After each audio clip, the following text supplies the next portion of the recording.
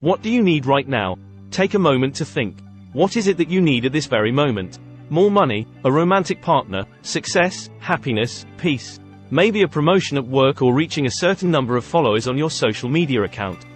These are all reasonable and expected needs in today's society. But is there a priority among these needs? Can you have money without happiness? It seems possible. Can you gain new experiences without good health? It would be much more limited. For example, if your health isn't in good condition, you couldn't travel the world or focus on your education, and your priority would be your health. Let's think even more fundamentally. Can you build new friendships without water or food? It's almost impossible because you wouldn't be able to survive. So, it seems like there's a relationship, almost a hierarchy, or at least a priority order among the things we need right now. Now, think on a larger scale. Why do you exist? What is your purpose of existence? What is your ultimate game plan? You have around 80 years of life, and the clock is ticking. By the time I finish this sentence, you will have lost another 5 seconds of your life. But in return, are you gaining something that will lead you to your ultimate goals? What are those goals? And what role do the needs we mentioned earlier play in the path towards those ultimate goals? Take a moment to think about it. Which needs gain importance in which circumstances? This is a subject that psychologists have been working on and contemplating for a long time. At the heart of the matter lies Abraham Maslow's observations in his 1943 article titled, A Theory of Human Motivation. The theory of human needs, created by American psychologist Abraham Maslow, April 1, 1908 to June 8, 1970, holds a significant place among motivational theories. According to this theory, human motivation is based on the individual's internal needs rather than external factors. These inherent needs are grouped into a hierarchy. In other words, external factors such as rewards or punishments are not considered to have a strong influence on motivation according to this theory. According to Maslow's theory, human needs are unlimited, and once one need is satisfied, another need emerges. During the process of fulfilling a need, complete satisfaction is not possible. At this point, the unfulfilled need becomes a significant source of motivation for the individual, driving them and capturing their great interest in what they have not yet obtained. However, once a need is satisfied, its motivational influence on behavior diminishes. Maslow's hierarchy of needs is often depicted as a pyramid, even though Maslow himself never referred to it as such. The visual representation of our needs in this hierarchical pyramid-like structure is easier for us to understand, which is why it has gained more popularity in popular culture. However, this has led to a misunderstanding of the concept. We will come back to this point shortly. For now, let's familiarize ourselves with this pyramid. Maslow's hierarchy of needs is divided into 5 main categories. 1. Physiological needs, basic life-sustaining needs such as hunger, thirst, and other bodily requirements. 2.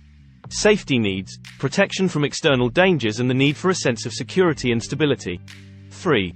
Social needs, the need for belongingness, love, acceptance, and social interaction. 4.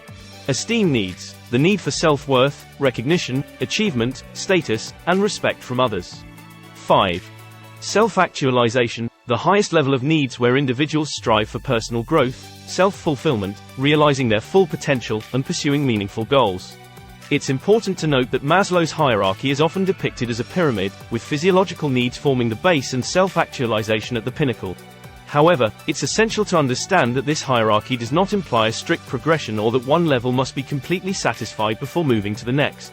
It is a conceptual framework that helps explain the different types of needs individuals have and how they may prioritize them in different circumstances. 1. Physiological needs. At the bottom of the pyramid, there are physiological needs: breathing, eating, drinking, sleeping, and bodily functions. These are all quite understandable. Without fulfilling these needs, our existence would be impossible, making them the most fundamental. According to Maslow, the most important need among all is the physiological need. For someone who hasn't satisfied their physiological needs, other needs hold no significance. A person who is hungry or thirsty will prioritize fulfilling those needs before addressing other needs. However, in a controversial move among psychologists, Maslow included sexual activity as one of the basic physiological needs. What do you think? Is sex as basic of a need as eating and drinking? Actually, it depends on how the question is framed. Sex is one of the 2 fundamental elements for the survival of a species: survival and reproduction.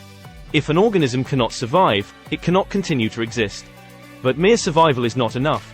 If it cannot reproduce, the species cannot continue, and therefore, it cannot sustain its existence.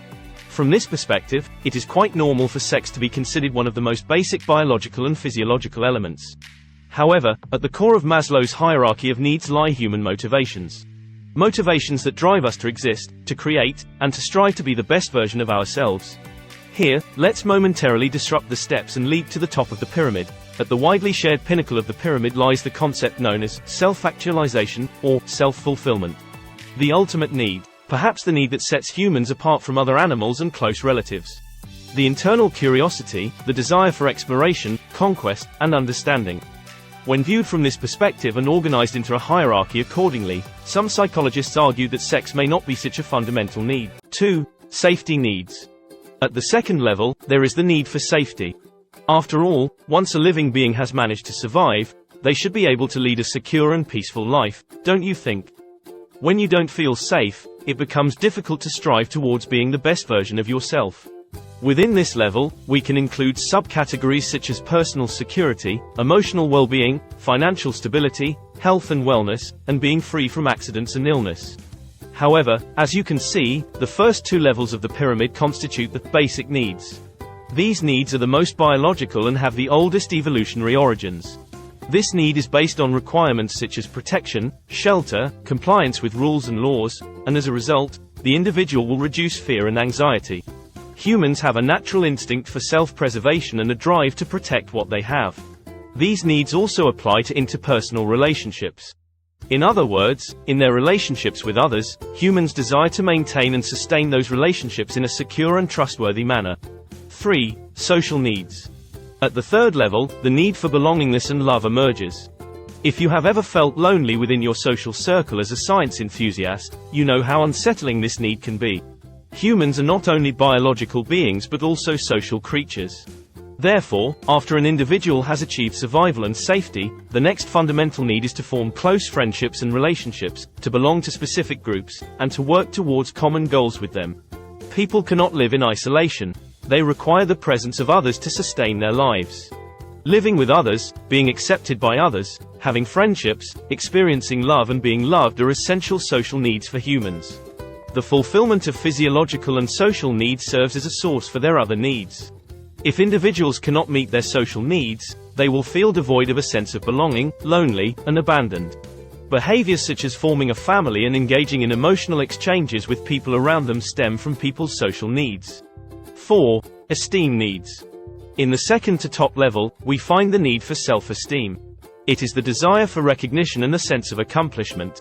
This is somewhat related to our ego. It is the feeling of being seen, noticed, and valued for our place and worth in society. Ultimately, many individuals desire to be respected. No one wants to be mistreated or pushed around by others.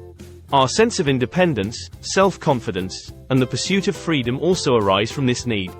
The previous level and this level together form our psychological needs. This need is a two-sided need. That is, the individual desires both self-confidence and self-respect while also wanting to be seen as such by others. Being valued by others leads to the individual developing a belief in their own competence and the potential for success. Success is considered an indicator of status, and the feeling of achievement is regarded as highly important in fulfilling the need for esteem. 5. Self-actualization needs. And finally, we arrive at the last step we have already discussed, self-actualization. Maslow expressed this with the immortal words, "A person must be what he or she can be." Once we have fulfilled all our basic and psychological needs, we can pursue the needs at this level. If we have an interest in art, we can become a painter. If we excel at creating things, we can become an engineer. Don't just think of it in terms of a career. We can be good parents, good partners. We can set new goals for ourselves and pursue them. We can strive to be the best version of ourselves that we can be. This need is at the top of the hierarchy. Each individual has their own unique talents and character traits. The individual feels the need to develop and demonstrate these personal attributes. However, for this need to be fulfilled, the needs in the lower levels must be adequately met. Otherwise, it is very difficult for the individual to self-actualize. Understanding needs is understanding human beings. We would like to draw your attention to the fact that each of these hierarchical needs can be exploited.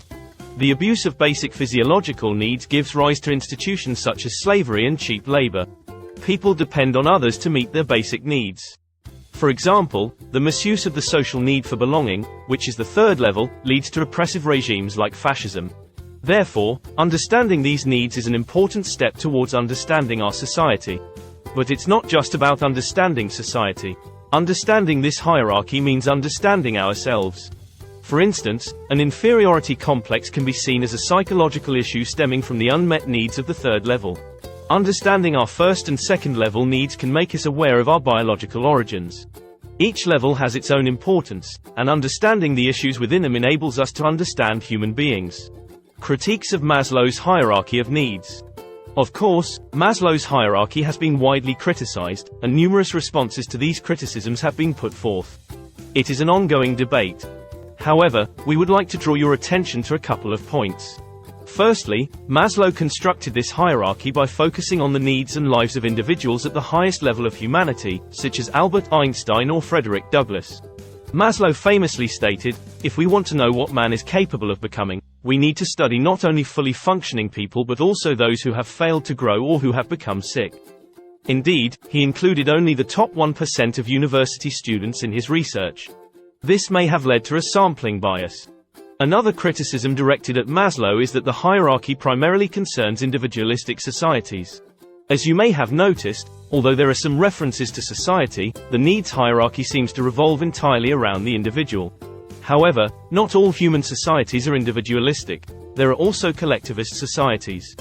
In such societies, the need for belonging may be prioritized over the need for achievement or freedom. From an individualistic perspective, we may perceive this as wrong behavior. However, whether there is a right or wrong in this regard is debatable. The misleading nature of pyramid symbolism. In this context, the adequacy of the hierarchy for generalization has also been widely debated. For example, these needs may vary based on age, gender, or socioeconomic status, don't they? Moreover, as we mentioned earlier, representing these needs in a pyramid can be misleading. The pyramid creates an impression that one level must be fully satisfied before moving on to the next. However, the human mind is a complex machine capable of processing needs in parallel. Therefore, over time, some levels may become more or less important, and some may be equally significant simultaneously. Problems in one level may not always hierarchically affect the other levels. Therefore, these needs can sometimes be represented with a graph like the one above. In this graph, personal development is represented on the horizontal axis, and the intensity of different needs is represented on the vertical axis. Each color corresponds to a different type of need. As you can see, this graph creates a much more simultaneous perception, but it is not as easy to understand as the pyramid. Additional information on the hierarchy of needs. The fulfillment of each new need gives rise to the emergence of a new need. In this case, there is actually a constant tension, and achieving a balance is both impossible and undesirable for an individual. According to Maslow, deficiency needs, such as hunger, thirst, sex, etc., aim to reduce tension, meaning that when these needs are met, a person can establish a balance. However, the fulfillment of growth needs is more challenging. These needs are often unattainable goals, and they create a constant tension for individuals who are already in balance. For a need to arise, it is not necessary for the previous need to be 100% satisfied. For example, a person may have fulfilled their physiological needs by 70%, their love and belongingness needs by 50%, their esteem needs by 40%, and their self-actualization needs by 10%. Maslow identified two additional needs beyond these 5 basic needs: cognitive needs and aesthetic needs. However, these needs have not been separately examined, as Maslow believed that self-actualization encompassed these needs. Due to changing life conditions, Maslow's hierarchy of needs is being re-evaluated. The advancement of technology and its significant role in people's lives are considered as evidence that this hierarchy needs to be reconsidered.